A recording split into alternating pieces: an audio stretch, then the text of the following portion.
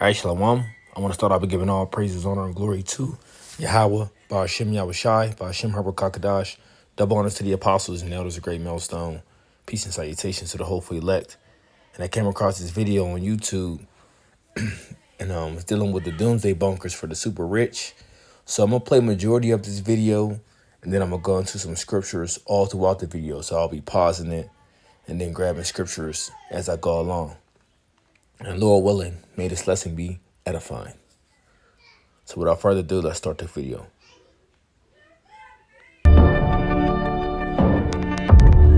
As you can see, this place is pretty much unchanged from the Cold War.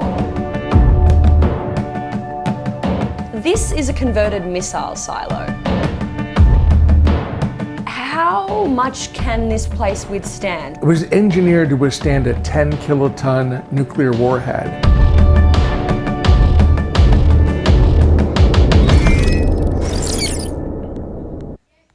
You see how the super rich have these different bunkers all decked out because they believe that they're going to be down there living peaceably while the rest of the world is being destroyed. You see, and the only reason why the super rich, the elites, will be able to survive the nuclear destruction, right, is just to go into slavery.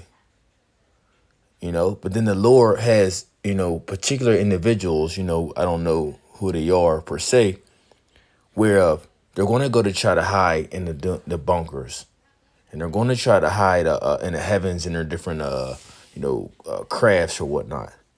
But the scriptures say this, so we can start off with that. Let's go to the book of Amos, chapter 9, verse 2, and it reads, "Though they dig into hell, thence shall my hand take them. Though they climb up to heaven, thence will I bring them down." You see? So you're going to have Edomites because only the super rich, only the elites have access, and resources to be able to sustain themselves in situations like this. All right? To be able to create $100 million bunker. You see, it looked like a resort was down there. All right, and create these different crafts to try to escape the judgment. And even when you think about this series, there's a series on Netflix. It's called The 100. All right, and this is dealing with people trying to survive, or people that were surviving nuclear destruction, but they was in space. Okay, and where it gets the term 100 from is they sent 100 kids down to the earth, to see if it was livable again.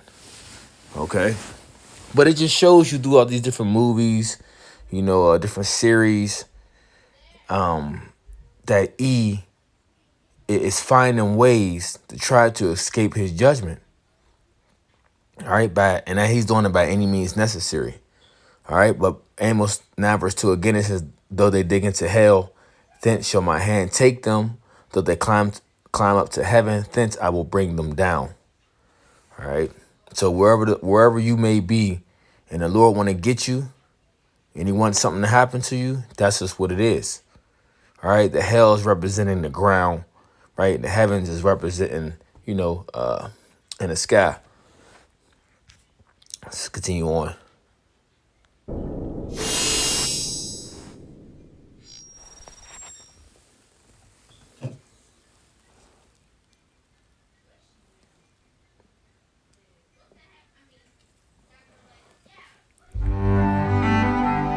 When it comes to the apocalypse, nothing's quite as terrifying as nuclear war. So, when the nuclear apocalypse comes, are we going to get blasted back into the Stone Age? Or can we use our heads and survive the end of days with the help of technology? Here in beautiful Colorado, one man is already thinking about the end of the world. Professor Brian Toon is an atmospheric scientist and an expert on nuclear winter. Brian, level with me. How likely is an all-out nuclear war, and should I be finding a bunker right now? You never know for sure, because that's one of the real terrifying things here, is that One person in the United States and one person in Russia could decide all by themselves to have a nuclear conflict. How many nukes are there around the world? Who has them? There are about 14,000 nuclear weapons in the world. More than 1,000 of them are held by Britain, France, India, Pakistan, Israel, and China. Each of those countries has 200 or 300. Then Russia and the United States have 90% of the missiles. And you got guys talking about missiles ain't mentioned in the scriptures. Well, how you think this third world's war is going to play out? The all-out nuclear destruction. From what? From missiles, all right? Let's go to the book of Isaiah.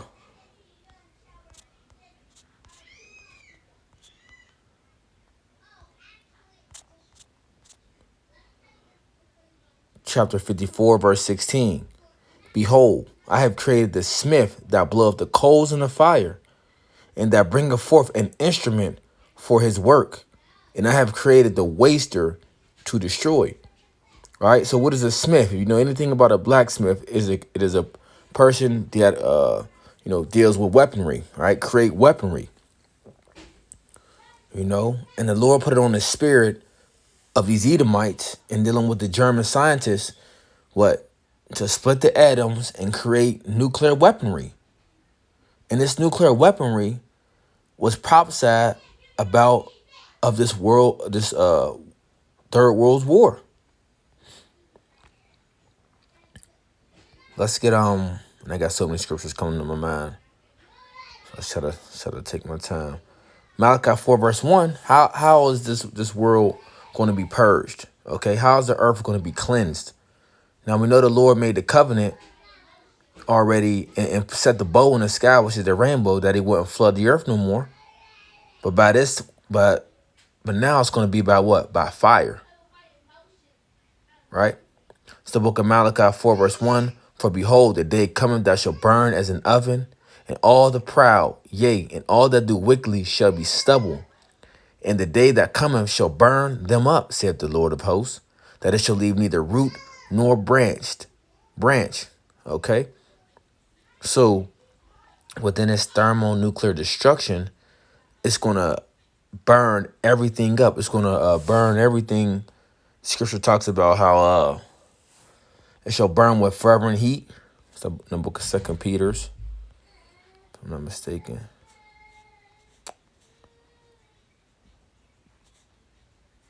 Yep, 2 Peter 3 verse 10. But the day of the Lord will come as a thief in the night, in which the heavens shall pass away with a great noise, and the elements shall melt with fervent heat. The earth also and the works that are therein shall be burned up. But by which way? What way how the earth will be burned up? Thermonuclear destruction. You see, all these nations got all these missiles to use them. Okay, now I mentioned how the smaller nations had about 200 to 300, the different other nations. But mainly, who has the most? America, Babylon the Great, and then Russia, the big bear. Because that's who the end is going to come from too. The big bear. And the Lord is turning back their jaws to be in that Cold War spirit. Let's get the book of Joel.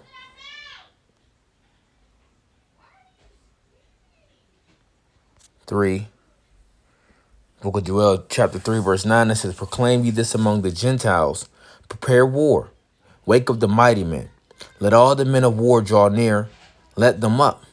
Beat your plowshares into swords and your pruning hooks into spears. Let the weak say, I am strong. And this is, what did the guy say? That these other nations, now have nuclear capability as well. So the nations that didn't have this at one point in time, now they are able to say, you know what? I'm strong too. I'm able to defend myself as well. I may not have all what you have, but I got enough to put up a fight. Right? Scripture says, assemble yourselves and come, all ye heathen, and gather yourselves together round about. Thither cause thy mighty ones to come down, O Lord. Let the heathen be wakened. Come up to the valley of Jehoshaphat, which is Yahweh Shaphat, the place of judgment. For there will I sit to judge all the heathen round about. All right, so you're all going to be gathered to the Middle East, and you're all going to be judged. Okay, all you heathen, because the Lord has a controversy with you nations for Zion. Put ye in the sickle, for the harvest is ripe. Come, get ye down, for the press is full, the fats overflow, for their wickedness is great. Multitudes, multitudes in the valley of decision, for the day of the Lord is near in the valley of decision. Okay, in these days, okay, this is what we are approaching. All right, and this is all prophesied in the holy scriptures of these things to come: death, famine, destruction, World War III, missiles being shot off. Okay, because that's dealing with World War III.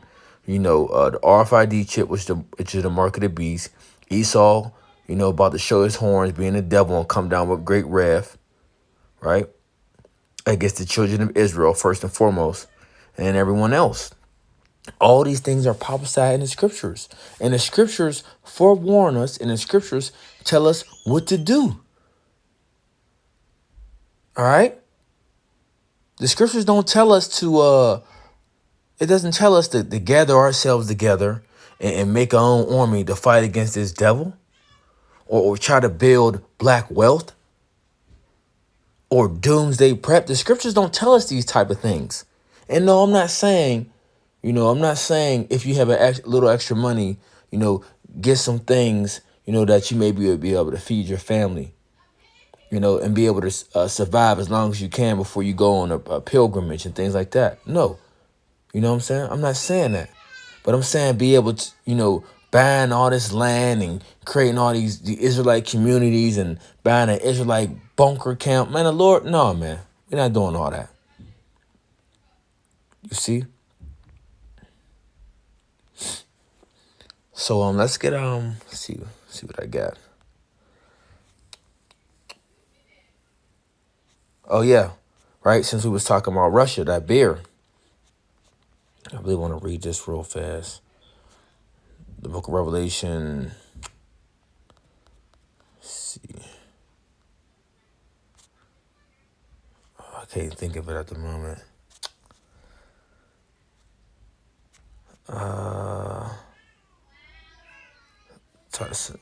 Oh, here we go. Yeah, Revelation 13, verse 2, it says, "And the beast which I saw was likened to a leopard." This is dealing with Alexander the Great. And his feet were as the feet of a bear. Now, this bear is dealing with who? Russia. Okay, now when E started to come back in power, who did they come up back in power under? The Greeks. Okay, this is when E started to rule and take everything over, it was through the Greeks. All right, Alexander the Great, Greek, and then it went to the Romans. All right, so it says, and his feet were as the feet of a bear. So this is dealing with the end. This is dealing with Russia, the bear. All right, and the Lord is bringing that Cold War spirit back into Russia. And the nations, right, the other, and some of the weaker nations are what? They're pairing up with Russia.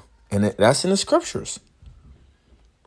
It's the book of Ezekiel 38, verse 4. It says, "And I will turn thee back and put hooks in thy jaws, and I will bring thee forth in all thine army, horses and horsemen, all of them clothed with all sorts of armor, even a great company with bucklers and shields, all of them handling swords.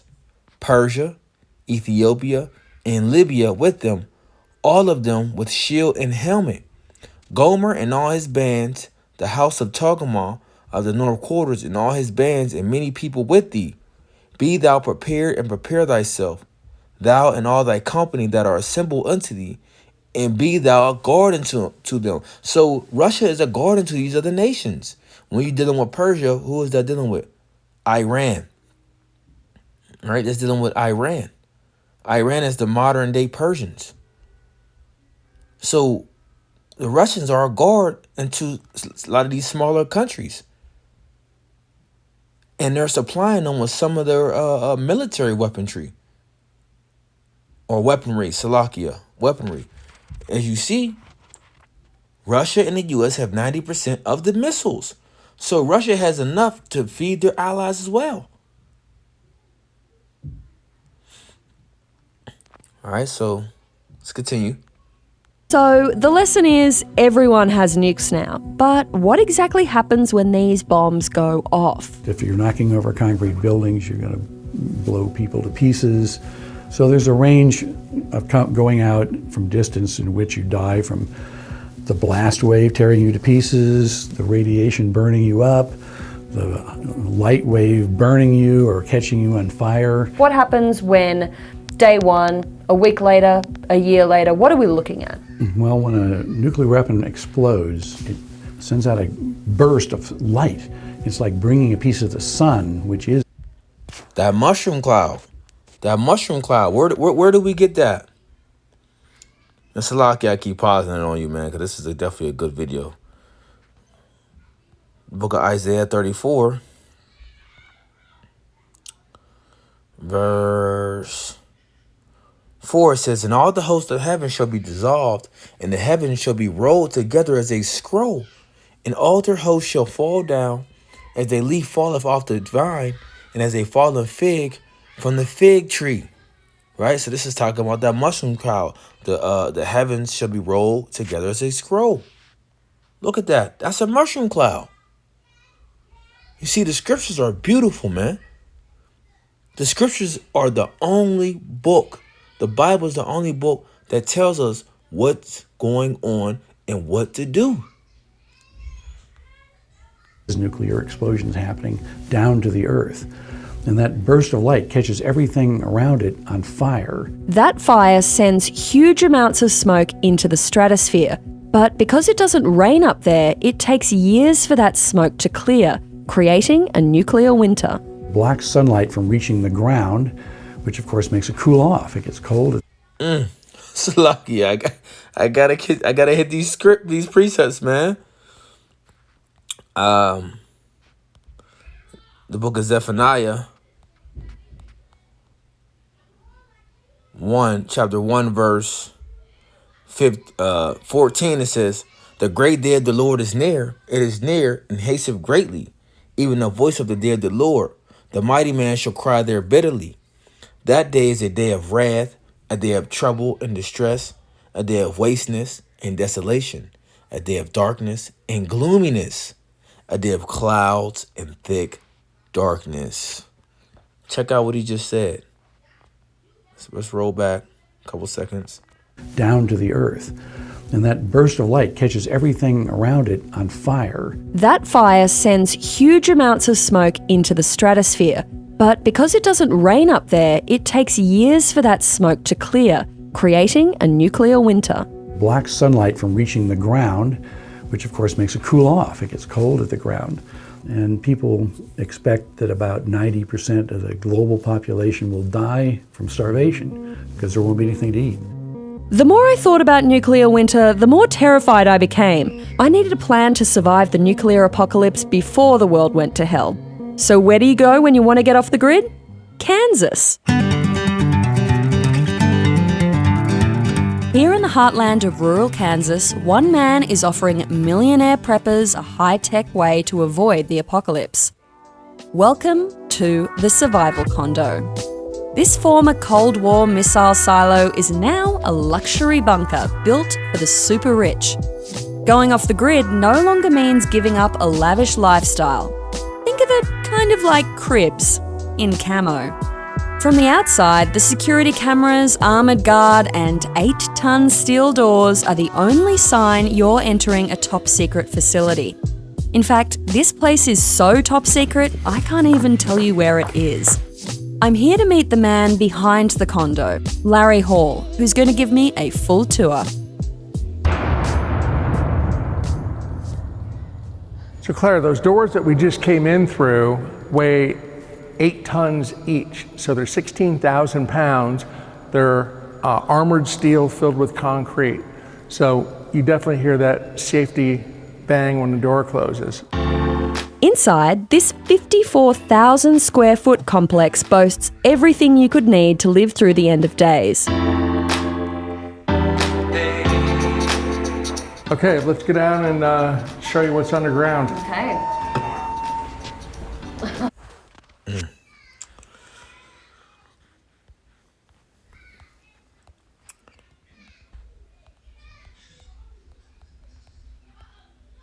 It's the book of Psalms, Psalms chapter 49, verse 11. Their inward thought is that their houses shall continue forever, and their dwelling places to all generations. They call their lands after their own names. So that's their plan. Their plan is to, live through this nuclear destruction, all right, and live beyond, and that their kids may continue to dwell in safety, while the rest of the world is in distress, or while the rest of the world is desolate. All right, this is the thought. This is the mind of Esau. Oh. You're not in Kansas anymore. We're going beneath Kansas. The survival condo is spread across 15 floors and goes 200 feet underground. At the top, under the dome, are the recreation facilities like the pet park and climbing wall. Underneath that are the mechanical level, medical bay, and food stores, with luxury living quarters spread across the next 7 floors. At the bottom, a further 4 floors house a classroom, a library, a bar, a gym, and a cinema. All right, so I'll show you a full floor unit. This is a 3-bedroom, 2-bath unit, and they have 9-foot ceilings. You see we've got all these high-end stainless steel appliances. And most importantly, even though I'm 11 stories underground, I've still got a window. When these windows are all on, you're coming out of the units and you see the birds flying and the sunset coming up and the rain and the weather changing. That's the input your brain is used to. If you look in here, you can see that there's the bidet toilets, and we have a jacuzzi tub and a shower with the side jets. Why do you have bidet toilets instead of regular toilets? Well, interestingly, we did a little calculation, and the max occupancy for this facility is 75 people. And if we put toilet paper for 75 people for 5 years, that volume of toilet paper would take an entire floor to store just toilet paper. And that square footage costs about $3 million to build. Okay, so, bidet it is. Bidet it is. Bidet it is. You know that apps and websites are collecting your data. Slock you for You this, know that some devices are always listening to you.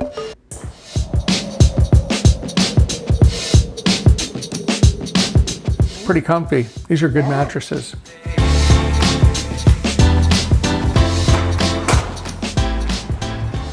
Welcome to the paradise of the beach. It's a saltwater pool. It's completely computer controlled. The pool is kept at 82 degrees. People do not expect to see a resort pool in an underground bunker. And we get drop jaws every time they go, "Are you kidding me?" Another thing I wasn't expecting underground, so much space. You've got a 24-foot rock climbing wall.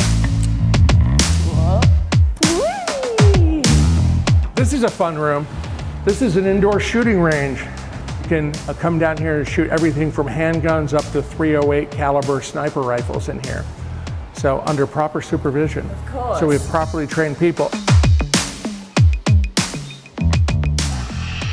Theater and lounge level.